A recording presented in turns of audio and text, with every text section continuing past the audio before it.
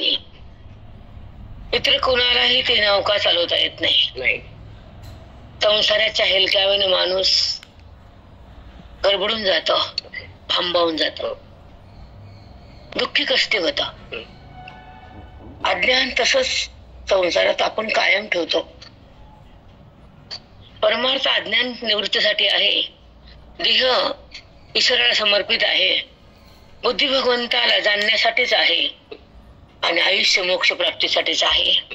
हे जेव्हा आपल्याला कळतं तर आपला मार्ग बदलतो परमार्थासाठी. आपण संसारात राहून संसाराचे नसतो, पण ह्या गोष्टी कळत नाही म्हणून आपण काय करतो, इकडे आपलं मन धावतं आणि आपण इकडे कमी पडतो. परमार्थात आपली बुद्धी काहीच उन्नती होत नाही. जरी वाचलं तरी, आता तुम्ही गाथा वाचतात, ज्ञानेश्वरी वाचतात, बुद्धीची प्रगती कुठे आहे? ती फलापर्यंत गेली कुठे आहे?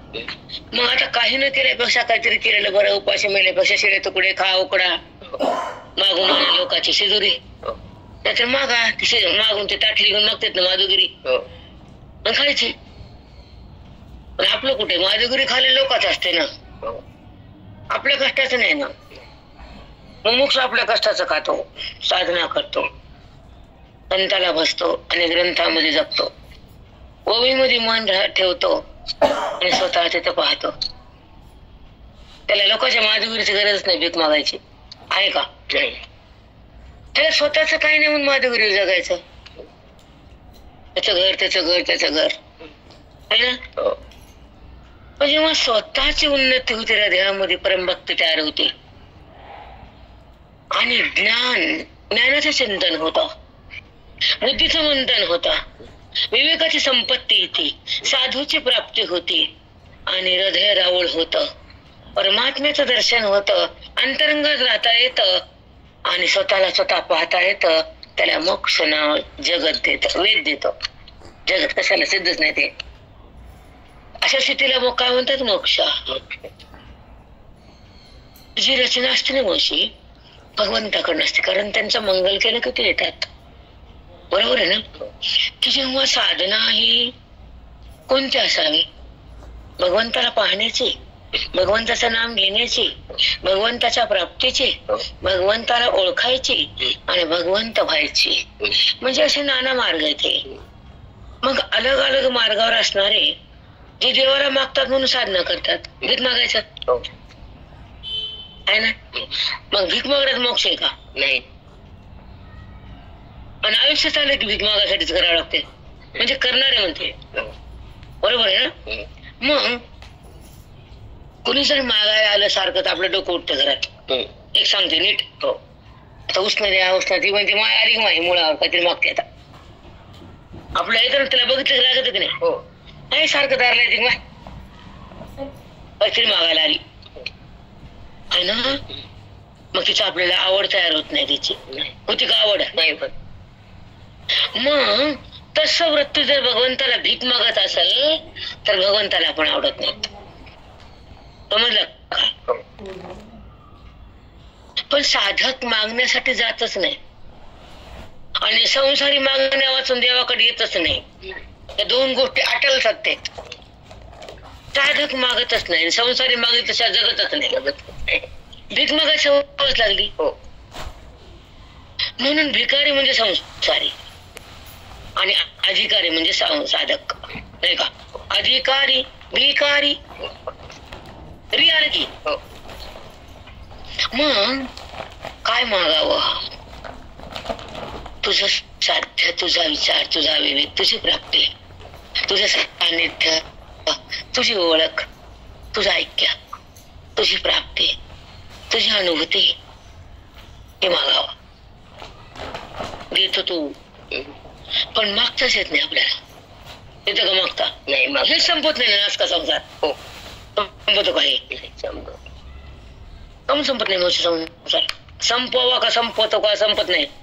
त्याचं भान येऊ नये, त्याची जाण राहू नये, त्याची ओढ होऊ नये, त्यासाठी तळमळ करू नये, ते चित्तात ठेवू नये, त्याच्या विचारात बी घेऊ नये आणि त्याला धरून परमार्थ बी करू नये. त्याचा नाव संसार. त्याला का त्याला नाही. त्याला कधी धारण करू नये, कारण तो खोटा आहे, दुःखदायक आहे. तुम्हाला भ्रमात नेतो, तुम्हाला खेचतो, दुःख देतो, त्याचं नाव संसार. तुम्हाला सुख देतो तो परमार्थ. सुखरूप करतात ते ग्रंथ आणि सुख वाटतात ते संत.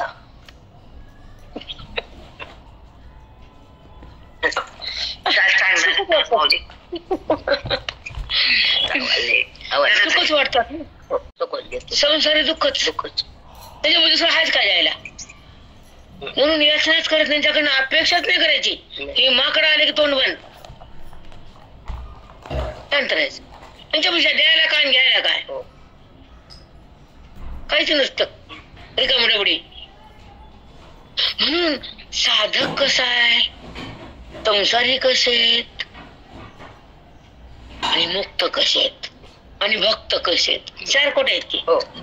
भक्त वेगळा, मुक्त वेगळा, संसारी वेगळा, आणि साधक वेगळा, सिद्ध वेगळा. मुक्त आणि सिद्ध एकच. मग तुम्ही सांगा, आता तुम्हाला मी 4 प्रश्न सांगितले, 4 कोट्या. मग तुम्ही भक्त सांगा, मी मुक्त सांगते. संसार तुम्हाला अनुभव, तुम्हाला ते जिवंत आहे, तुम्हाला जिवंत संसार रावर आहे. तुम्ही सगळं आहे की ते, त्याची काही माहिती तुम्हाला विचारायची गरज नाही मला. तुमच्या पुढे नकाच काढता येते, त्याचा काही वादच नाही त्याच्यामध्ये. आता संसार काळाला साधना आपण साध्यापर्यंत जाण्यासाठी वेदांताचं श्रवण करतो आणि मनामध्ये ईश्वराला स्मरण करतो. ईश्वराची जाणीव होण्यासाठी जी भक्ती करतो, ईश्वराच्या प्राप्तीसाठी जीवन जगतो आणि महान संकटाला तोंड देऊन आपल्या सुखात राहतो, रमतो वगैरे वगैरे. तो साधकाचं मला सांगायचं नाही, तुम्हाला रोजच सांगते ते. पण भक्त आणि मुक्त 2 का 1? बोला की 2. मग भक्त श्रेष्ठ का मुक्त? श्रेष्ठ. मुक्त श्रेष्ठ. आता मुक्त का श्रेष्ठ, भक्त का कनिष्ठ? भक्त म्हणजे काय, मुक्त म्हणजे काय? प्रश्न 2 हलकीच राहायचं. मला भारी विचारणं आणि भारी तुमच्याकडे नाही तर विचार करा, मराठी विचार. मग भक्त आणि मुक्त 2 सांगितले. मुक्त श्रेष्ठ आहे, भक्त कनिष्ठ आहे. संसारापेक्षा भक्ती श्रेष्ठ आहे, भक्तीपेक्षा मुक्ती श्रेष्ठ आहे. ठीक आहे. मग आता भक्त आणि मुक्त ह्याच्यातलं अंतर वेगळं वेगळं. चांदी पांढरी, सोनं पिवळे. सोन्याचा भाव 1 लाख आहे, चांदीचा नाही आहे का? नाही. सोनं किती? 90, 80, काय ना 95, काही काय असं वाटलं का काय करते, पण घ्यायचं द्यायचं. 90, 1 लाख तोळा धरा. हा, आणि चांदी 1000 रुपये. आता 1000 रुपये तोळा येतं ते पांढरे आणि 1 लाखाला तोळा येतं ते पिवळे. मग आता पिवळं महाग आहे आणि पांढरं स्वस्त आहे. आता आम्ही सांगितलं चांदी सोनं. आता तुम्ही पटवून द्या तुमची भक्ती मुक्ती. मुक्ती सांगा, मुक्ती तर सांगू शकत नाहीत, हे तीव्र सत्य आहे. तुमच्याकडे आठवू शकत करू मी. आता भक्ती तर माहिती तुम्हाला, लई वाचन करतात ना तुम्ही, वाचन करले आहेत ना. मग भक्त म्हणजे काय? भक्ती कशी होती? भक्ती कोण करतं? भक्तीला काय लागतं?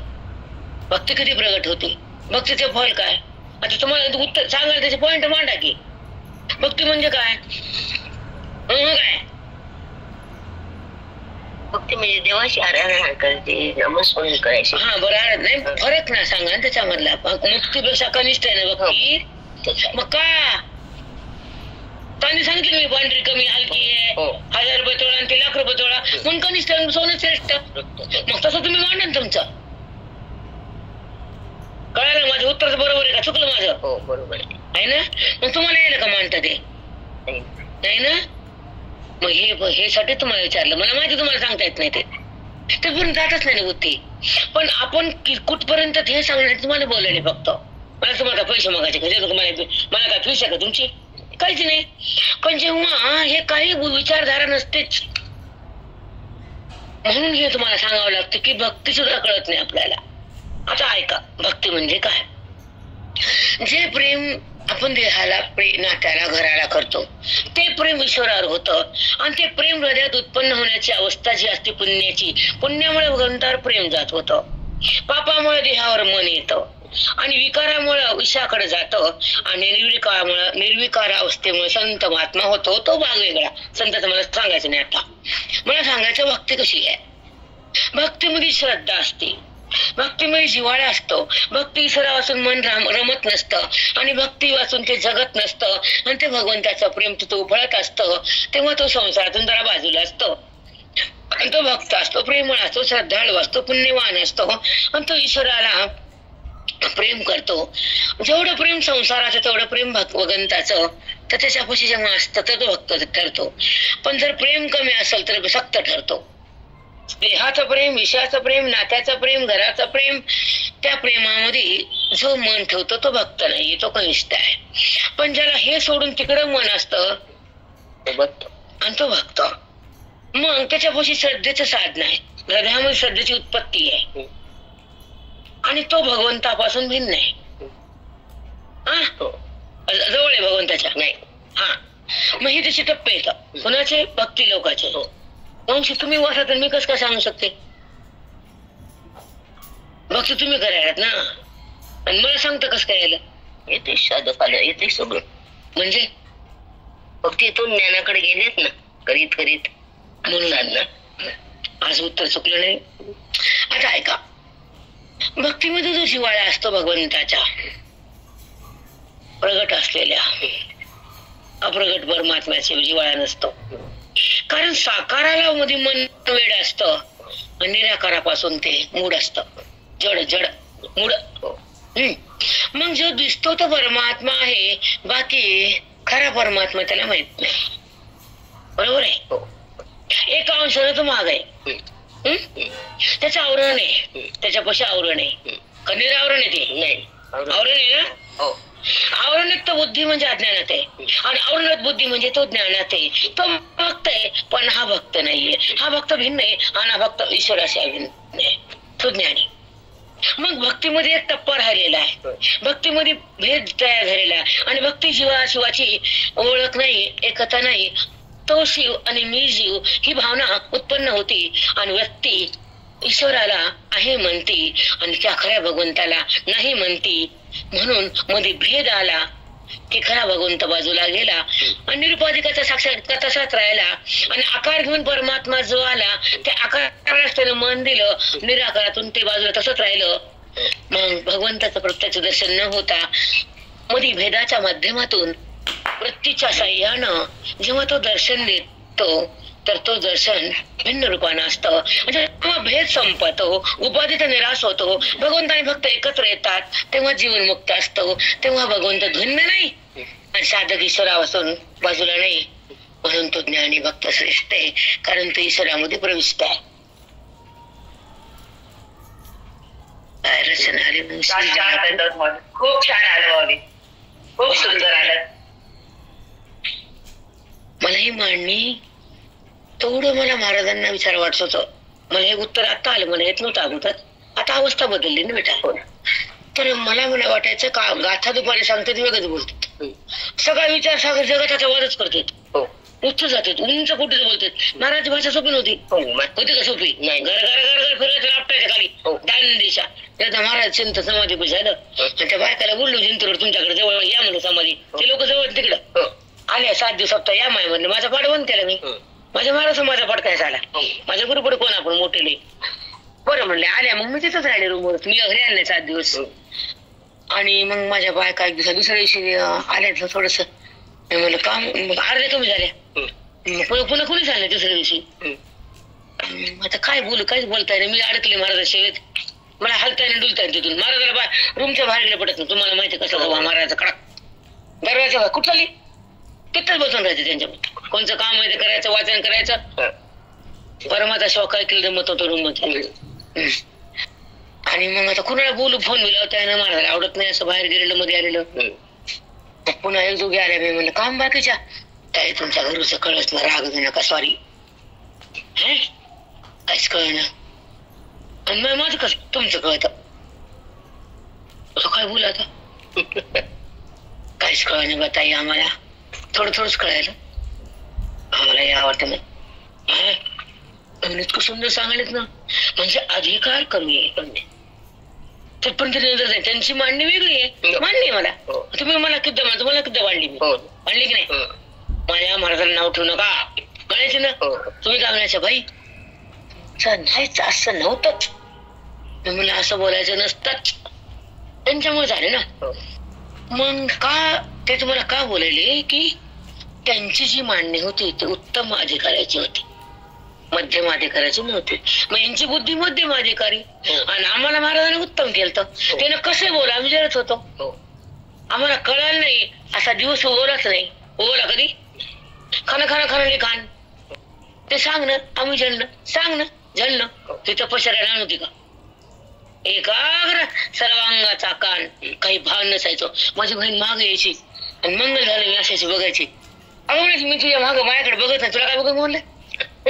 मी हुडकायचे ना मंगल झाले की कुठे कुठे कुठे ती बहीण माझी गच बाय मला जाग तुझ्या महाग आहे ग. इकडे तिकडे बघायला बायाकडे बघत तुला नाही तुला बघू का लिहू.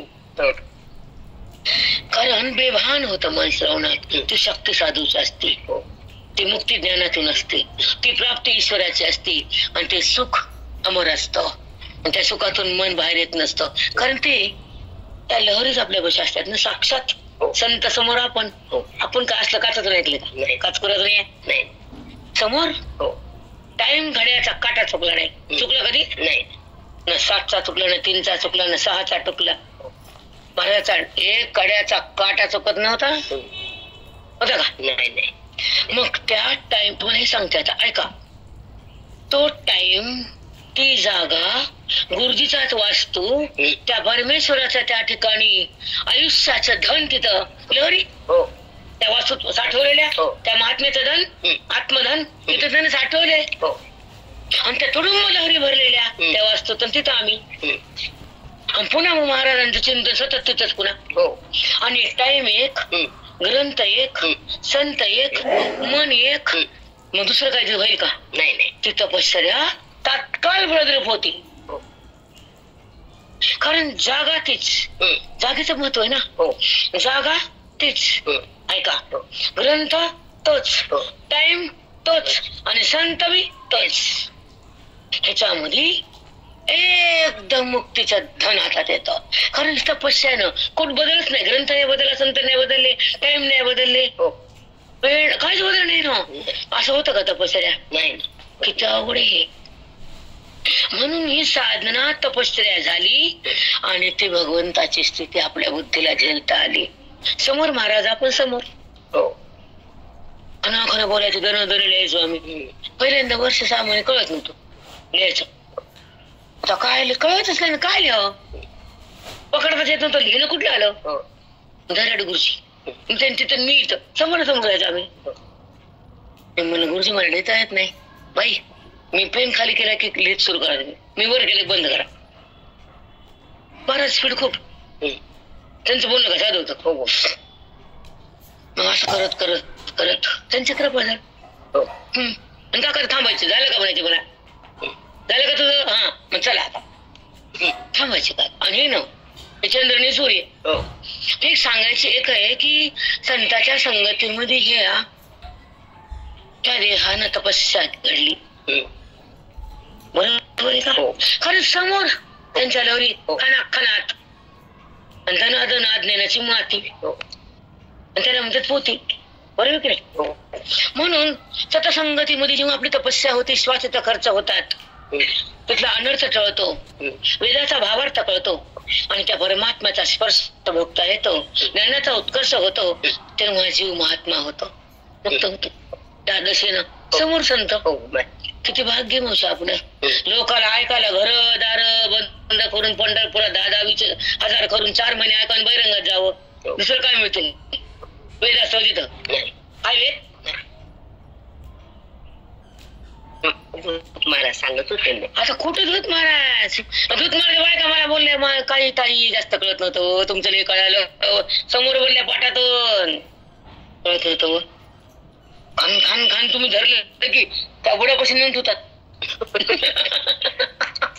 नाव ठेवू शकत नाही आपल्याला. भूमिका एक असते, सांगण्याची पद्धत एक असते, मांडणी स्वच्छ शांत असते आणि बोलण्याचं सोप्प असतं. भाषा अवघड असलं तर कळते का? बरोबर आहे ना. वेदांतच आहे, ते कळायला सोपं नाहीये. म्हणून ज्ञानेश्वरीच्या 17व्या अध्यायामध्ये भगवंत काय बोलले, अर्जुनाला काय कळालं, 17व्या अध्यायामध्ये भगवंताचं ज्या हृदयाला काय ज्ञान मिळालं, वेद कसा हृदयात थांबला, अज्ञान कसं संपलं, मन कसं मुक्त झालं आणि हा जो दृश्य पसारा कसा आटला आणि परमात्मा हृदयात कसा दाटला, त्याचं विवेचनात आहे. ठीक आहे. आता वगैरे ते तुम्हाला सांगू लागले तुम्ही म्हणजे तुम्हाला सगळं माहिती आहे तुम्हाला बोलता येतं. कारण आपली तपस्या खूप छान झाली आपल्या हाताने भय कळे काळाची. कारण समोर संत हातात ग्रंथ काय दीक्षा दिली आपल्याला सतत दीक्षाच होती. आणि वेदांचं ज्ञान दुसरं होतं का आपल्या भागवत नाही कथा आणि कीर्तन होतं काय? नाही. कीर्तन नाही कशाला एकदाच ते वेदाच दुसरं भाषाच नाही. काय मांडायचे कीर्तन तुफान बोलणं होतं का नाही? सगळं मंदिर ठप्प आवाज तर निघायचा कोणाचा नाही. एक दिवस गेले मावशी दिवस गेले ते. चला ज्ञानेश्वरी अध्याय 17 आणि ओळी 14 किंवा 15 धरा तुमच्या आमच्याकडे 14 आहे. मौन गा तुझे राशिणाव आता स्तोत्रिके बांधो हाव दिसते ते तुली माव भजो काय. देवा तुला कसं भजावं मी? तू तर मौन आहेस. मौन म्हणजे बोलणं नाही. मग तुझं वर्णन कसं करू? भक्तीचं वर्णन तुझ्या रूपाचं वर्णन तुझं कसं करू गुरुराया? तुझं नाव काय? मौन गा तुझे राशी नाव. आता आपण नक्षत्रावर जन्मतो ते जन्मच नाही तर ते नक्षत्र कुठं बघायचं? आम्ही जन्मलो कोणतं नक्षत्र होतं कोणची कुंडली कोणतं घर आहे कोणचं मंगळ आहे आणि कोणतं अनिष्ट आहे आणि कोणतं चांगले आपल्याला आहे. आणि ते जन्मच नाही तर ते नक्षत्र आहे का? मग तुला जन्म नाही म्हणून आता तुझं नक्षत्र ना तुला रास नाव बी नाही. मौन गा तुझे राशी नाव. तुझं नाव मौन ठेवलंय. तुला बद्दल काय बोलताच येत नाही. का बोलता येत नाही तुझ्याबद्दल देवा सद्गुरुनाथा? कारण शब्द अविद्या कार्य तू अविद्येच्याहून भिन्न आहेस. अविद्येचा बाध करून तुझी स्थिती बघता येते आणि शब्द अविद्येतून प्रगट होतो. त्या शब्दांनी तुझं वर्णन कसं करावं? कारण शब्द तुझ्यापर्यंत पोहोचतच नाही. मग मौन राहणं म्हणजे तुझी स्तुती. मौन राहणं म्हणजे तुझी स्तुती. मौन गा तुझे राशी नाव. ऐका आता स्तोत्रिके बांधो हाव. आता तुझं वर्णन स्तोत्र करा तुझ्या रूप करा तुझी मांडणी करा तुझं वर्णन करा. कसं करा? तू शब्दात येतच नाही. स्तोत्र कसं करू तुझं? तुझी भक्ती कशी मांडू? तुझं वर्णन कसं करू? सांग देवा. काय मांडले? दिसती ते तुली माव भजो काय. कशी भक्ती करतो तुझं वर्णन कसं करू मी सद्गुरु राया? असं माऊली म्हणले. देविके सेवकू हो पाहो तरी भेदिता द्रोहची लाहो म्हणून आता काही न हो तुझ लागी जी. देविके सेवकी हो पाहो. देवानं माझं भाग्य उदय आलं तुझा सेवक व्हावा तुझी सेवा करावी. तुला भिन्न बघावं लागतं. भिन्न केलं की भेद तयार होतो. भेद हे पाप नको मला. तुझी सेवा करायला तुला भिन्न करावं लागल. भिन्न केल्या भेद तयार होत. भेद केल्या दुःख येतं. दुःख केलं तुझ्या मी बाजूला जातो. बाजूला भेद तयार होतो. भेदात दुःखच आहे. मग तुझा सेवक तरी कसा हो? तू तर मला शाबिने मी तुझ्या शाबिने. तुझी सेवा कशी करू? पांडुरंगा विखळ शुद्ध स्वरूपाची सेवा सुद्धा करायला तू बाजूला नाहीस ना. हे कळतं का मावशी तुम्हाला? वाचता नाही कळत. मावशी कशी काय कळत नाही? हे बी काय कळत नाही तुम्हाला? आणि असे मोठे भरून तुम्हाला मिळतं काय मावशी? काय काय मिळतं काय? समाधान कोणचं आहे? देवा नारायण मोक्ष. पुण्यानं मोक्ष आहे का? पुण्यानं मार्ग वरचा? पुण्य कुठे येतं? स्वर्ग नरकाला. नारायणा कसं नेलो म्हणजे हे वाचून स्वर्ग जायचं का आता? नारायणा तर तुमचं उत्तर बरोबर आहे. कारण तिकडे जावं लागतं. त्याला दुसरा मार्ग नाही. ते बी चांगलं वाचलं मनातून श्रद्धेनं तर काहीतरी वाचना सोडून तर स्वर्गात आहे. कसं मसण्याचं स्वर्ग का? सगळं संसार डोक्यावर घेऊन नाचायचं. मनात ते दुःख पीडित कुजायचं. सगळी तीच भावना संसाराची. स्वर्गाचं पुण्य कुचकीच और असते बाबा. स्वर्गाचं फुकट आहे का? नाही रे रामा. अपाट पुण्य लागतं. निष्काम कर्म लागतं. अहंकार आहे तुरत्ती लागते. आता हे जर अफाट वाचलं तर देव त्याच्या पोशी आधार आपल्याला येतात नाही. पण हे जेव्हा माऊली सांगतात आणि बुद्धीला जर काही कळत नाही तर बुद्धी माऊलीच्या बोधात आहे का? मग शब्दात आहे का बोधात आहे? अवघड आहे. आता ऐका. तरी देविकी सेविकी हो पाहो तरी भेदिता द्रोहची लाहो. द्रोह मध्ये भिन्नता आहे. नको बाबा हे. म्हणून आता काही न हो तुझला गिजी.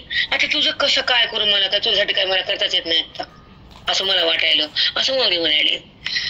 जे सर्वथा सर्वही न हिजे ते अद्वया तू ते लाहिजे हे जाणे मी वर्म तुझे आराधलिंग्या. सद्गुरुनाथा तू माझा आराध दैवत आहेस. आता सगळं काही नाहीच आहे, हीच तुझी सेवा आहे. हे सगळं दृश्य दिसून नाहीच आहे आणि तुझ्या वाचून काही उत्पन्न होतच नाहीये आणि सगळं तूच तू भरलेला आहेस. हेला म्हणा तुझी भक्ती. काय कसं निषेधाने वेगळेच मांडले आणि विधी त्याला तसं वेगळेच मांडले. म्हणजे विधिमुख आणि निषेधमुख. कक्काची भाषा सोपी होती. विधिमुख म्हणजे तो आहे रूपानं आणि निषेध म्हणजे नाही रूपानं. मग आता तो सगळं जगत दिसून नाहीच आहे आणि सगळीकडे तुझ्या वाचून काही नाहीच आहे. सगळा तूच आहे. विधिमुख, जगत नाहीच आहे, निषेधमुख असं वर्णन तुझं करतो. किती सुंदर आहे मावशी. वाटले हो काय वाक्य बरोबर बसले ना. प्रयास सांगा विधिमुख निषेधमुख. निषेध म्हणजे जेव्हा आपल्याला साधू संत सिद्धांत घटून देताना ही भाषा वापरायची ती आता कामा आली. वैदिक निषेधमुख आणि ही भाषा लोकांना कळत नाही मावशी. अलीकडच्या लोकांना वैदिक भाषाच नाही. मग बहिरंगाचं बोलते त्यामध्ये वा वा वा वा काय वा वा लिका लिका काय शेंडाने बुडते बोलण्याला आणि वा वा वा वा बरोबर बोलायचं. एखादं वेदांताचं प्रमाण घ्यायचं पण प्रक्रिया उदो उदो ऐका काहीतरी चव ना ढव असते मावशी बोलण्यात काय नाही. रामा रामा किती लोक बोलतात त्यांना. त्या लोकांचं काय चूक. बाबडे लोक जातात पळत पळत पळत त्यांच्याकडे धावत धावत धावत धावत द्यायला काय आहे काहीच नाही. ऐका काही नाही.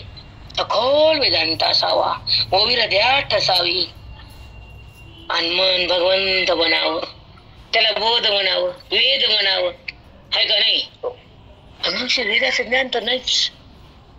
वेद कोणी आवडायला का तुला. नाही नाही मठ आसामी दुसरं आहे का. नंबर 2 वर्ष लागत नाही आसामी आहे की नाही. किती अवघड आहे. खरं बोलत कसं लागते मुंगी आहे की नाही. अरे निखळ बोध हा वेदाचाच आहे, संत महात्म्याचाच आहे, जगाला तारण्यासाठीच आहे आणि वेदांत मांडायला कुछावर शक्तीच आहे. म्हणून तो वेदांत मांडणी कमी झाली ना. नाही मावशी फार कमी. सगळं बहिरंगाच बडी मारे.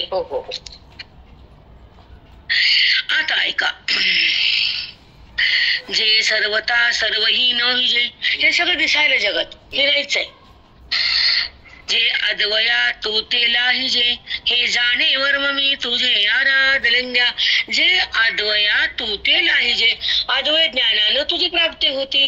तू माझं आराध्य दैवत आहेस. सद्गुणात माझे ब्रह्मरूप आहेत, आत्मरूप आहेत. ते माझं आराध्य लिंग आहे. परब्रह्म हे माझं लिंग आहे. मला हे वर्म कळाले. जगत दिसून नाहीये, जगत तुझा वाचून काही नाहीये. हे माझं आराध्य कुलदैवत आहे. काय मांडले मावशी. काय राहिले सांगायचं. किती स्पष्ट आणि साधा बोध आहे. बायका म्हणतात ओवी कळत नाही. हा कोणी दगड तुमच्याकडे बायकाला दगडे घाला का डोक्यात घाला की नाही. असं चिंतन सांगितल्यावर कळत आहे हो. चिंतन मला कोण सांगितलं. तुम्ही केलं ना. माझं काय केलं. काय केलं मी. तुम्ही बी केलं आम्ही बी केलं. मठात गेलो तुला घरला त्याच्यापेक्षा मी काय केलं. घेतलं तुमचं डोकं वेगळं आमचं वेगळं. आता बुडे कि वड्याचे झाड की तुम्ही आमच्या आधीचे वटवृक्ष आमच्यापासून आधीच आहेत की तुम्ही लोक. नाही बेटा आपणच काही जन्मजन्मांतरी सामग्री लागते. तीव्र जिज्ञासा लागते. बुद्धी पवित्र आणि पावन लागते. सत्संग लागतो. अंतःकरणातलं जे वासना आहे ती बंद करायला लागते. सद्गुरूला शरण जावं लागतं आणि ह्या शास्त्रासाठी जीवदान द्यावं लागतं. तळमळ पाहिजे ना. हे ह्याच्यातच जीव ठेवा. वर्ग संसार करावा. मुख्य आणि अमुख्य. महाराज काय म्हणायचे. मुख्य वृत्ती अमुख्य वृत्ती गौण वृत्ती म्हणायचे ना. संसारामध्ये वरवर वृत्ती आणि परमार्थासाठी जीव वतन. आपलं संसाराला जीव वतन. परमार्थ कळायला काय न कळायला काय त्या बाईला काही देणं नाही घेणं. ते म्हणते काय होतं नाही कळायला तर. आणि काय झालं आम्ही वाचायलो की ज्ञानेश्वरी पारायण करायला की 108 झाले की कुठं नेऊन ठेवा तिला बिना पाण्या डोंगरात आहे की नाही. संसार जीव वतन. कुणाला कसं करायचं, कुठे पैसे भरायचे, कुठे बिशा लावायच्या, मग ते काढून कुणाला द्यायचं, कसं गपचूप ठेवायचं हे कसं कळतं पटा पटा पटा. आणि ही ओवी कळती का. नाही का कळत नाही? दुर्भाग्य. कळत ते सौभाग्य. ते आमच्या पोतीतलं सौभाग्य. बाकीच्या काटाड्याचं काय बघायचं? आम्ही नाही बघत. बघत बसा तुम्ही. स्वरूपाची ओळख ही सौभाग्य हो, आणि देहाची ओळख दुर्भाग्य. आणि देहाचं नातं आम्हाला नाही, त्याचं आम्हाला काय बघायचं नाही, कारण ते नाहीच आहे. ते जर असतं तर त्याचं ठरलं असतं आम्ही काहीतरी. ते नाही तर त्याला काय करायचं? बरोबर का चूक आहे? ह्या स्थितीवर असावं का नसावं हे आहे का? त्याचं काय बघायचं? त्याच्या वाचून काय आहे का? नाही. ते काम सोडायचं. ही बाणा असावा, बाणा. आपलं मिळेलं पाणी सगळं, मराठी भाषेत सगळं पाणी मिळेलं, संसारात जिवंत पाणी, इथं मिळेलं पाणी. चला अनादलिंगा तरी नुरोनी वेगळेपणा रसी भजिनले लवण तैसे नमन माझे जाण बहु काय बोलो तैसे नमन माझे जाण बहु काय बोलो. जसं लवण म्हणजे मीठ पाण्यातून उत्पन्न होतं, पाण्यावर ते भिन्न कधीच नसतं. जेव्हा पाण्याचा स्पर्श होतो तर मीठ राहत नाही, पण मीठ पाण्यावर अलग होत नाही. पाणी खारट होतं तसं मन ब्रह्म होतं, अलग राहतच नाही, देहामध्ये उरतच नाही, जडाला शिवतच नाही, वासना प्रगट होतच नाही, भेटत शिल्लक राहतच नाही. बरोबर आहे का? आता ऐका, मग तुझं नमन कसं आहे? तुला एकरूप होणं, अद्वैतानं जाणणं, तुझ्या स्थितीला प्राप्त होणं, हे माझं नमन आहे. नमस्कार असा नाही, ऐक्याचा नमस्कार. किती सुंदर सांगितलंय. कळतं का? काहीतरी ढेकलं वाचून पोट्या फाटल्या आणि बोट तुटले पाकडे धरू धरू. एक तरी ओळी कळा मावशी, कळती का? पण पोत्या घेऊ ठेवायच्या, काढायच्या, ठेवायच्या, काढायच्या. वस्त्र फाटले, कवर फाटले, मन फाटले, तरी हातात काय नाही. दुसरी घ्या, तिसरी घ्या, चालू दे. काय इतकं वाईट वाटतं अशा लोकांचं? काय समजा ना बाप्पा, देवा देवच राखो अशा बायाला. आता ऐका, तरी नुरोनी वेगळेपणा रसी भजनले लवणा. लवण म्हणजे मीठ. ते कधी पाण्यात वेगळं असते का? पाणी म्हणजेच मीठ आणि मीठ म्हणजेच पाणी, कारण पाण्यातून मिठाची उत्पत्ती आहे. तुझ्या संबंधाने देहाची प्रतीती आहे, नाहीतर देह सुद्धा नाही. हे जेव्हा जाणलं जातं तर नमन एक रूपानं अभेदाचं नमन होतं. हेच तुझं नमन आहे, माझी हेच भक्ती आहे, आणि हेच तुला शरणागती आहे. बाकीचं कोणतं नमन आहे? हाताचं नमन वेगळं असतं आणि हे जाणणं नमन वेगळं असतं. किती छान सांगितलंय. मीठ एक रुपये पाण्याशी का वेगळे नाही, मिठात पाणीच आहे आणि पाण्याचं मीठच आहे. तसं माझ्या परमात्माच आहे आणि मी परमात्माच आहे, हे ज्यांना कळलं हा दृष्टांत त्याला लाभला. किती सुंदर आहे होई. झोपलं का बायका म्हटल्या आमच्या? पूर्ण झालं. मी पूर्ण झालो श्रीनिवृत्ती. आणि पुढचं सांगितलं आधीच, मी पूर्ण झालो श्रीनिवृत्ती म्हणजे गुरुनाथाचं नाव त्यांच्या माऊलींच्या. आता आणि व्यक्ती गीतार्थ तो. आता आम्ही माझ्या बुद्धीनं जगाला गीतेचा अर्थ सांगणारे, कारण तुमच्या बोधानं मला परिपूर्ण केलं. आता मी कधी उन्हा पडणार नाही, गीतेचा बोध कधी सांडणार नाही, दुसरं काही बोलणार नाही, जगताला मुक्त केल्याशिवाय राहणार नाही, असे माऊली निवृत्तीनाथाला संबोधन करून बोलतात. हे सुंदर वाक्य आहे. आता तरी 16 अध्याय शेकी ही समाप्तीचा श्लोकी, जो ऐसा निर्णयो निष्ठंकी ठेविला देवे. थोड्या अध्याय समाप्त करताना भगवंतानं हा निर्णय केला होता की माझ्या माऊलीच्या साह्यानं साधकाला 17व्या अध्यायातून शास्त्राचा भावार्थ काय आहे, शास्त्र कसं शिकावं, जीवनमुक्त कसं बनावं, अज्ञान कसं भस्म करावं, आणि देहभावाच्या उन्नतीला कसं थांबावं, आणि परमेश्वराला कसं बुद्धीने शरणागत जावं, अभेदाचं नमन कसं करावं, हे तुला मी 17 अध्याय सांगणार आहे. हा निर्णय 16व्या अध्यायाच्या शेवटी भगवंतानं केला आणि 17व्या अध्यायात तो निर्णय मांडला. ते तुम्हाला मी आता सांगणार आहे असं माऊली बोलले. बरं का? एवढं सांगितलं, राहिलं सांगितलं. इथे येणे काय कसं काय येणं? बहुत हरी कृपा, बहुत गुरु कृपा, बहुत शास्त्र कृपा. कारण त्यांच्या मनात काय आहे हे त्यांना माझ्या माध्यमातून सांगायचे मी नसते तिथं.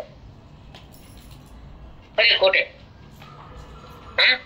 तुमचं पोरगण त्यांची पोरगी आहे तर मध्यस्थीला कोण जमवायचंय.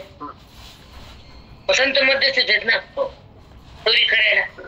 कसं आहे 16व्या अध्यायाचा शेवटचा निर्णय काय केला 17व्यात काय सांगायचं हे बोलले तर काहीतरी कळतं का मावशी. बोटे पुरेपूर वाकडे आहे की नाही. परिवर्तन का होणार वागण्यामध्ये काय होत नसते. जेव्हा भावार्थ हृदयामध्ये प्रतिबिंबित होतो मनाचा अधिकार वाढतो आणि गुरुची सेवा घडती तेव्हा हातात मोक्ष पडतो का नाही. आता ऐका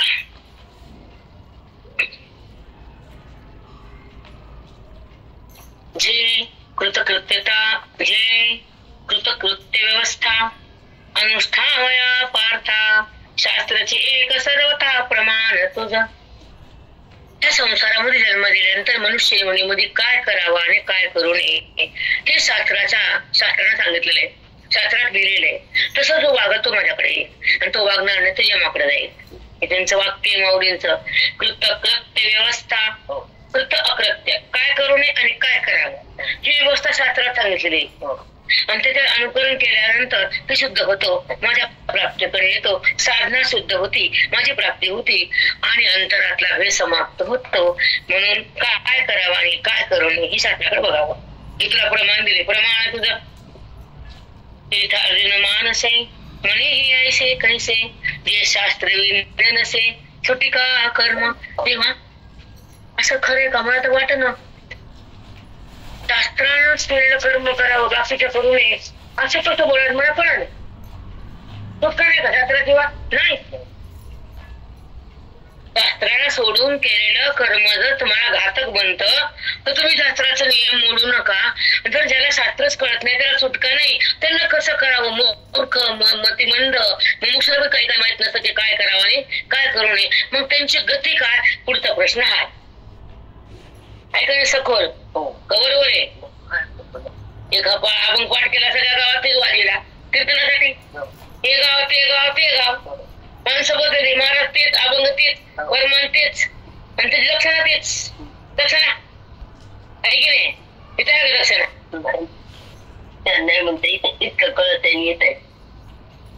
घ्या लक्षणा कधी घ्या ना घेऊन ये सगळं सांगा की मला काय सांगायला सगळं सांगा मला सांगायला मला तुम्ही बोलायला बघ मला घ्या माहिती.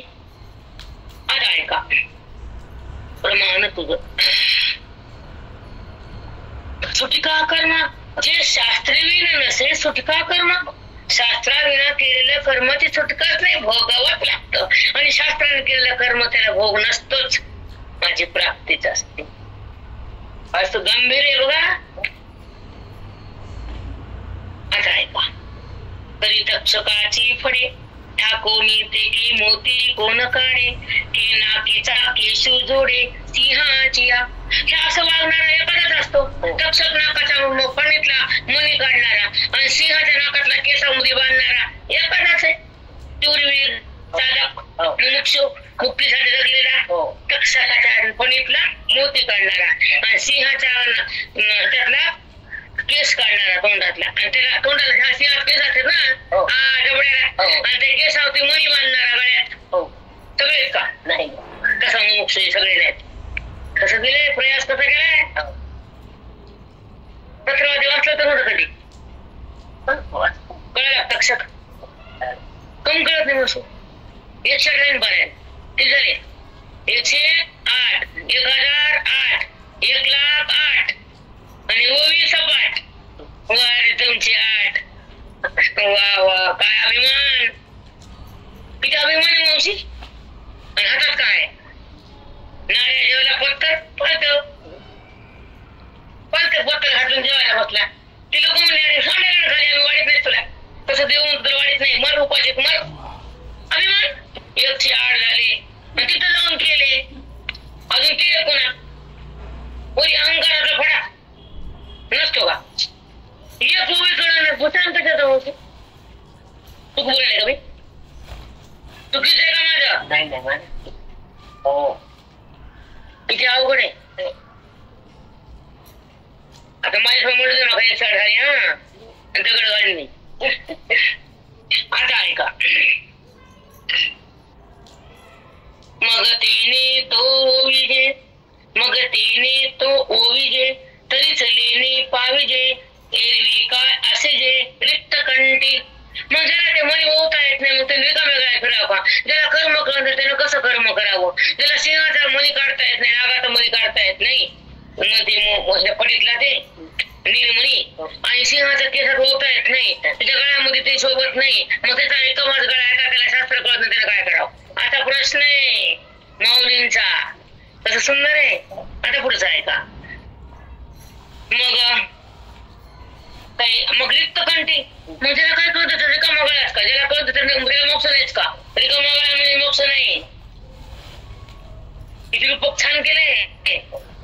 आता रिक्त कंठी, तैसी शास्त्राची मोकळी, या के कोण पा वेटाळी, एक वाक्य त्याची फळी, पैसे जे ते शास्त्र कोणी काय सांगतं, कोणी काय सांगतं, तो काय सांगतो. आता कुणाचं खरे शास्त्र सहाय किंवा शास्त्र सहा करेल. मग कुणाचं काय आहे का? कुणाचं खरे? सगळे एकमेकाचे म्हणले. आता आम्ही कुणाचं आहे का? शास्त्र आम्हाला कळत नाही, कर्म आम्हाला करता येत नाही, विधी बाह्य आम्ही वागतो, वेदाचं विधान पाळता येत नाही. आता आम्ही कसं करावं? आता ऐकले मस्त आहे. एक वाक्य त्याची फळी, पैसे जे का? शास्त्रकार मत कधीच येत नाही, त्याच्या येत. मग आम्ही कुणाचं आहे का? आता प्रश्न आहे माऊलींचा, त्याला म्हणतात गमक. समजतं कधी फार सखोली नाही सरी. आता ऐका. पैसे जे के झाले आहे एक वाक्यता, सगळ्याचे जर एक वाक्य झाले शास्त्रकाराची, झाली आहे एक वाक्यता, कालाभे वेळू अनुष्ठिता, पैसा पैसा रुजीविता, हे तुला आली या सगळ्यांची एक वाक्य असं पटकन जेव्हा कळतं ते कर्म होतं. पण ह्याचं मत त्याचं मत आम्ही कुणाचं आहे का? आम्हाला ते कळलं झालं. ऐका. काय गती पा पुढचं. म्हणून शास्त्राचे घडते नवहे प्रकार बहुते, शास्त्राचा प्रकार वेगळे वेगळे काय करा? कुणाचं आहे का? नवहे प्रकार बहुते, तरी मूर्खा मोक्षा येते, काय गती पा. ज्याला कळतच नाही मूर्खा. हो हो. शास्त्रे अर्थे देशे काळे, आता कोणतं कर्म कधी करावं? ऐका. शास्त्रे अर्थे देशे काळे, एखादं कर्म जर प्राप्त करा असं नाही काय माझ्या अनुसार 12 वाजताच शुक्रवार धरले मला झोपायच नाही. काय येईल झोपेल 12 वाजता अभ्यासात होते. मग आपल्या घरात बालाजी म्हणजे चला बसा बालाजी कशी, पण मग काय म्हणतात त्याला फक्त करायचं, करून देतो तो. काय द्यायचं ते आपलं त्याला मागायचं, त्याला कळतं. ऐकून घ्या.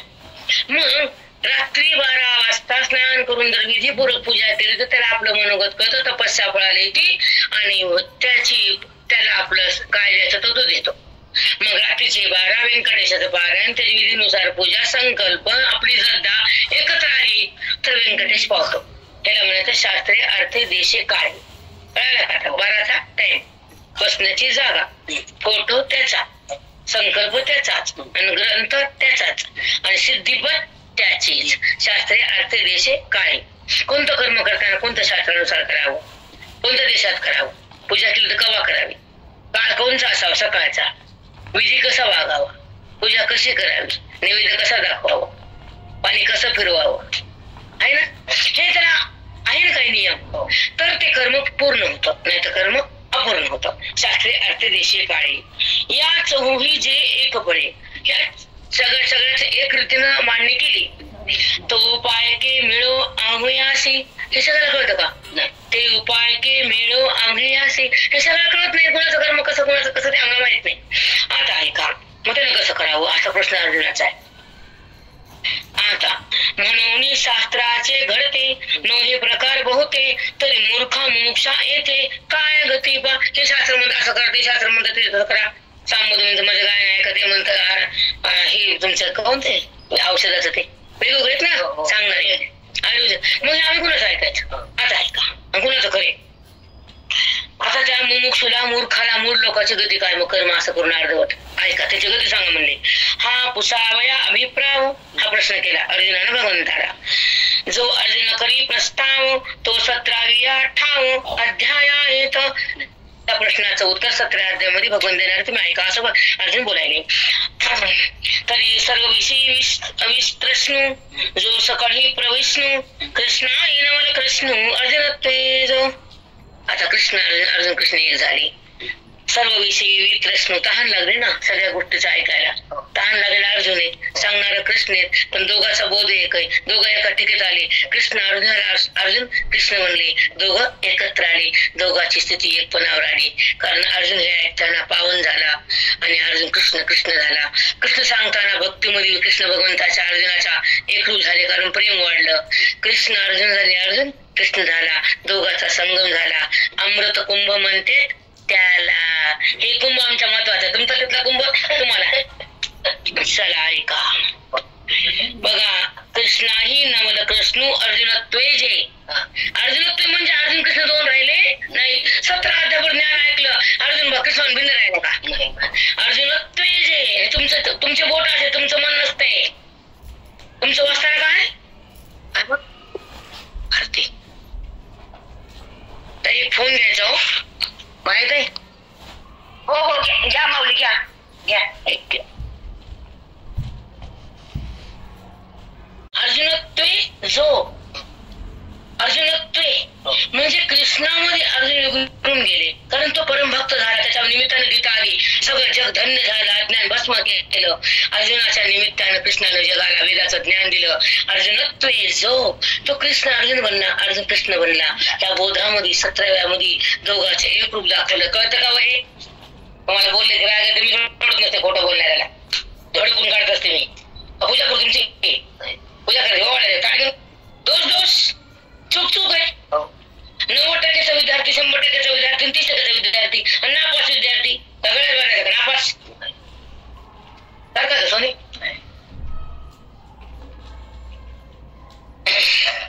आता ऐका. हा पुसावा अपुरावा जो अर्जुन करी प्रस्ताव तो 17व्या 18 अध्याय आहेत. हा प्रस्ताव अर्जुन करणार आहे. 17व्या अध्याय सुरू होणार आहे ना. बरं झालं कबूल केलं. म्हणून धर्म देवाचा जो. चला आपण एवढ्या वेळापर्यंत आलो. आपलं 33 पर्यंत आलो आपण. मस्त सकाळी 10, 8, 10, संध्याकाळी 10, 12, सकाळी 5 तास, संध्याकाळी 10, 15 तरी झाल्या रोजच्या. 15 आणि 10 150. 10 दिवसामध्ये 150 उभी आणि महिन्यामध्ये 150, 150, 300, 300, 300, 600 पुन्हा हो जाता. चला पुंडली प्रधान विठ्ठल श्री गुरु ज्ञानदेव तुकाराम पंढरीनाथ भगवान की. हॅलो माहिती